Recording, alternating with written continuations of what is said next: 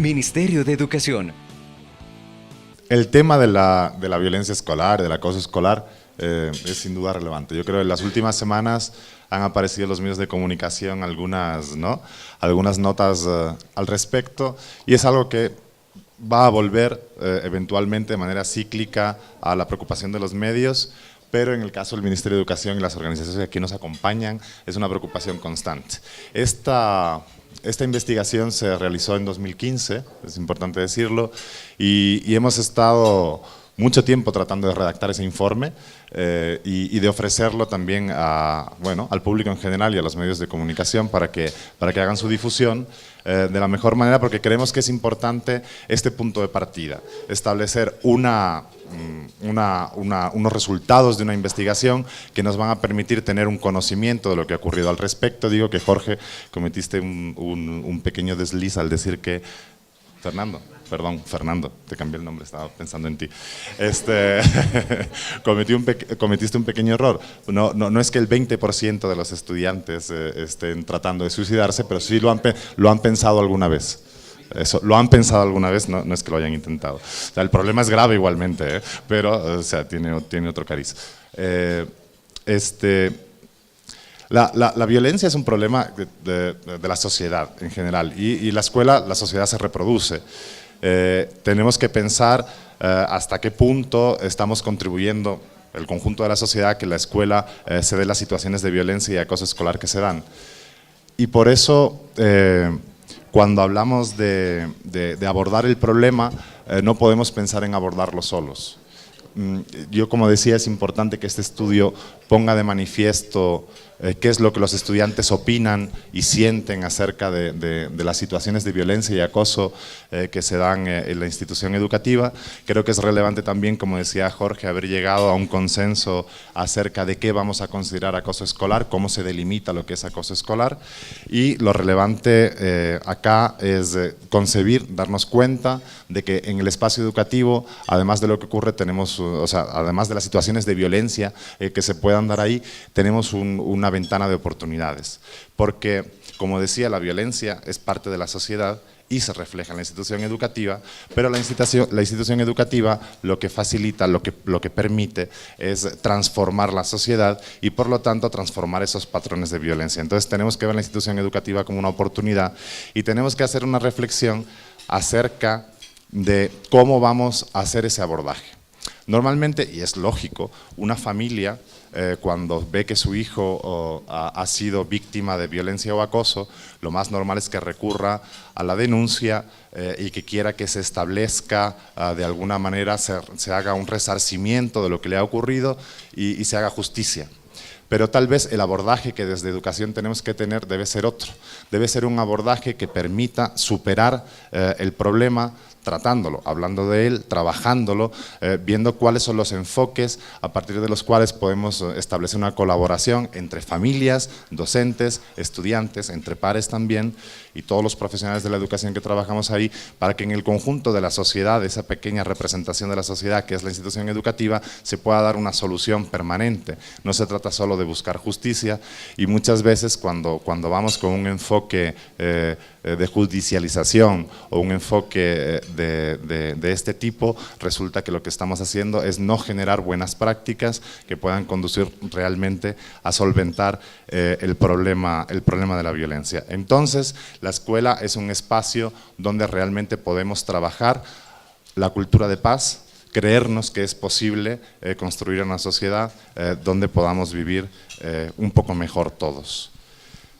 Entonces, hablamos de retos y compromisos y más adelante vamos a poder profundizar un poco más en cuáles son las acciones o cómo se ha venido trabajando desde el Ministerio de Educación con las instituciones educativas en solucionar este problema, en darle un tratamiento de la manera más integral posible.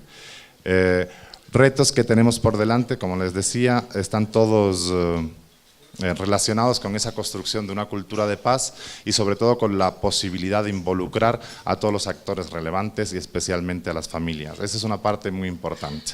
Y los compromisos, bueno, pues nosotros como sistema lo que podemos hacer es trabajar con los profesionales que tenemos ahí.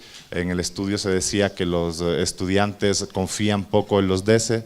Yo creo que realmente tenemos que desplegar aún más profesionales en estos departamentos de consejería estudiantil, porque aunque hemos avanzado mucho, todavía nos queda un largo camino por andar para que efectivamente todas las instituciones educativas puedan contar con profesionales de este tipo y que puedan ser cercanos al estudiante para realmente conseguir un rapport, una relación con los estudiantes que permita que se les pueda apoyar cuando lo necesiten y que sean personas en las que confíen, cosa que actualmente estamos trabajando todavía. Trabajamos a partir sobre todo de procesos formativos y generando instrumentos para ver cómo se pueden abordar cada una de las situaciones que se dan. Y muy especialmente en torno a la violencia, pero también en otros muchos casos. Bien.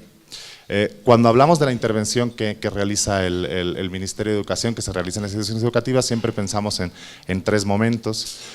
Hoy salía un reportaje que me hacían llegar desde UNICEF, hoy salió un reportaje en la BBC que estaba hablando sobre cómo Kiva, que es un proyecto que se lleva a cabo, bueno, es una franquicia finlandesa, digámoslo así, ¿no?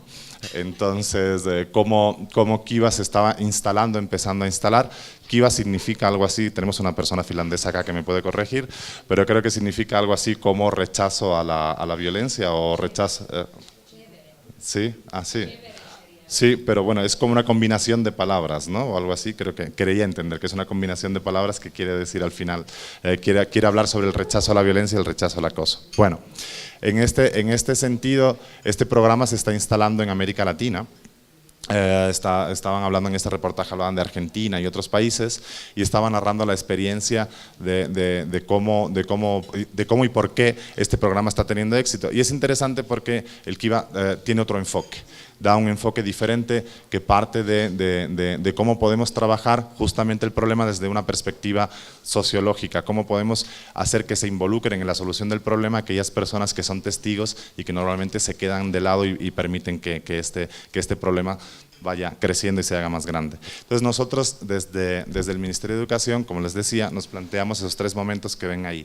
Trabajar primero en la prevención que se tiene que trabajar pues a partir de profesionales que estén ahí, sensibilización, educomunicación, talleres de formación, no solo con los profesionales, sino también con las familias, con los estudiantes, de manera que pueda haber una sensibilidad diferente respecto a lo que supone la violencia y el acoso en la escuela. Entonces, ese es un frente de trabajo muy importante porque no hay mejor problema que el que no se da.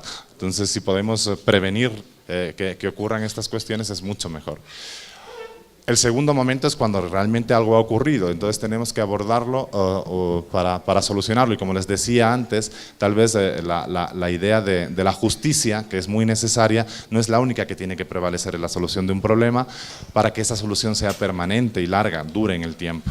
Entonces ahí tenemos un conjunto de protocolos para el trabajo con la violencia de muy diverso tipo, o sea, desde la violencia realmente, hechos muy graves como pueden ser violencia física y sexual, hasta el acoso escolar. ¿Cómo podemos trabajar con esos protocolos desde el profesionalismo de los DESE? Y ahí es donde estaría inmerso una iniciativa que nosotros tratamos de querer desarrollar en algún momento, aunque aún no lo tenemos muy evolucionado, pero en algún momento tendremos que trabajar en una perspectiva del trabajo entre pares, el trabajo entre iguales que permita que realmente los problemas se puedan solucionar a través de los códigos de convivencia que tenemos en las escuelas y todos sus protocolos para que se pueda trabajar ahí con los propios estudiantes y que sean ellos mismos los que den la solución a los problemas que se generan entre ellos. Y por último, la necesidad de hacer un seguimiento. En muchos casos, lamentablemente, hay casos que se tienen que remitir a las autoridades y tenemos que dar un seguimiento de ese tipo y en otros casos simplemente lo que tenemos es que ser conscientes de que ese chico o esa chica que tuvo un problema pues tienen que tener el acompañamiento necesario durante el tiempo que precisen para que efectivamente puedan ver cómo eso pasa a ser algo del pasado, ¿no? Algo de su pasado y que no se va a volver a repetir y pueda aprender de esas experiencias y fortalecerse. Bueno, Las cuestiones específicas, pues estamos a las órdenes, ¿no? El estudio lo vamos a repartir, ¿cierto? A todos, entonces ahí van a tener absolutamente todos los datos. Una de las cosas que son relevantes de lo que salía, siempre nos hacemos la pregunta, no sé, supongo que es lógico, ¿no? Que nos comparamos con los países del entorno. Siempre surge la pregunta, bueno, así está Ecuador, ¿cómo estamos los demás, no? Entonces, yo me venía haciendo esa pregunta también. Desde el inicio hicimos yo hice algunas lecturas paralelas, y hoy leyendo ese artículo de la BBC, resulta que daban unos datos, daban unos datos sobre Argentina y sobre otros países, sobre los países de la región en general, y estamos realmente en la media. Quiero decir, no pasa nada extraordinario en el Ecuador si nos comparamos con el entorno o incluso con otros países más lejanos. Entonces, claro, entonces lo que quiere decir con esto es que lo relevante es que seamos capaces como Ecuador de sacar las herramientas necesarias para trabajar el problema, y tener en cuenta que una de las acciones principales que tenemos que sostener es la repetición de este estudio. Hemos pensado que este estudio se debe repetir de manera periódica, digamos mínimo cada 2 años, ojalá pudiéramos hacerlo cada año, repetirlo de manera periódica para que efectivamente tengamos información. Lo primero es conocer el problema para poder hacer un abordaje adecuado de esta problemática. Las encuestas que hacemos, los grupos focales que se desarrollaron, al final lo que recogen es opinión, o sea, son sensaciones, no hechos. Para recoger los hechos tenemos los protocolos y los departamentos de consejería estudiantil, esto hay que tenerlo en cuenta también. Y bueno, yo creo que estamos en el buen camino. Primero, reconocer que tenemos un problema y tener herramientas y políticas educativas que nos permitan dirigirnos a él de la mejor manera, y estamos trabajando en ello. Quedamos a las órdenes para las preguntas que puedan tener. Transformar la educación, misión de todos.